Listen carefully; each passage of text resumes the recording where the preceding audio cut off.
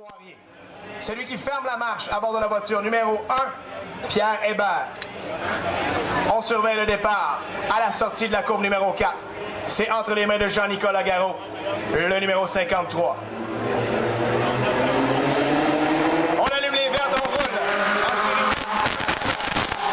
On tente de se frayer un chemin à l'arrière. Régent Plante qui a perdu quelques positions. Ça a permis à Jean-Nicolas Garot de venir prendre les positions. On s'est touché à l'arrière alors que Pierre Hébert se retrouve contre le mur à l'extérieur de la courbe numéro 2. On est sous le jaune.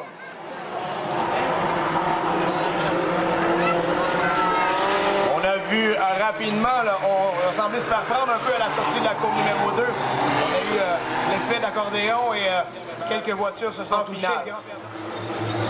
On est maintenant presque à la sortie de la courbe numéro 4. C'est Jean-Nicolas Garot. Encore une fois, reste bloqué derrière. À l'extérieur, le numéro 66. Josiane Plante s'accroche au pare-choc arrière de Jean-Nicolas Garot. Les groupes qui séparent, on se présente à 3 de large en droit arrière.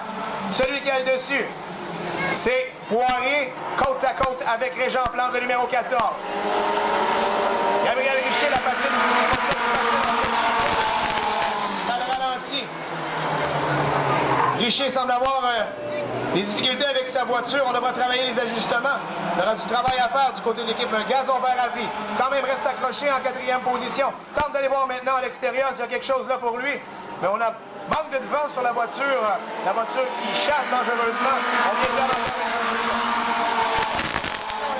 On est à la hauteur de la courbe numéro 2. Et c'est toujours Jean-Nicolas Garot qui a creusé l'écart sur sa plus proche poursuivante. Le numéro 66, Josiane Plante de Saint-Hyacinthe. Richer, encore une fois, qui tente sa chance. Très agressif du côté de Gabriel Richer. De quelle façon on serait en mesure de tourner les deux voitures qui se touchent? On s'est touché légèrement entre Yannick Poirier, la voiture Fondation 4 saisons. On a fini en tête à queue à la sortie de la courbe, entre la courbe numéro 1 et la courbe numéro 2. On complète le tour et on déploie le drapeau jaune, drapeau de sécurité. Poirier qui est en mesure de redémarrer lui-même. On pourra compter sur lui pour le revoir en finale, j'en suis certain. Départ à la volée, flying start dans le tournant 3 et 4. Toujours Jean-Nicolas Garot aux commandes. L'autre qui remonte de l'intérieur, c'est le numéro 14. Il glisse côte à côte avec le 66. Richer qui revient maintenant. Pare-choc à pare-choc avec le 66 de Josiane Plante. Attention, se glisse maintenant à l'intérieur. Le fin renard, le numéro 14. Régent Plante. L'homme d'expérience.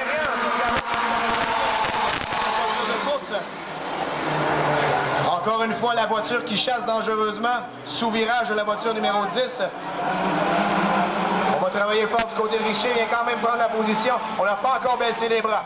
Encore une fois, on se place côte à côte à la sortie de la courbe numéro 4. C'est encore une fois Jean-Nicolas Garot qui a plus que 2 tours à faire. On met à nouveau la pression. On est à la sortie de la courbe numéro 2. Garot qui a la meilleure ligne en sortie de coin. On verra ce que Régent Plante sera en mesure de faire. À nouveau, Plante va tenter de monter vers l'extérieur et venir chercher la zone collante, mais pour le moment, ça appartient à Jean-Nicolas Garot qui protège sa position. Drapeau blanc.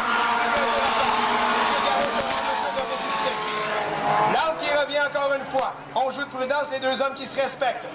Lui qui a remonté tout le peloton, maintenant se retrouve en 3e place. Le numéro 28, Yannick Poirier.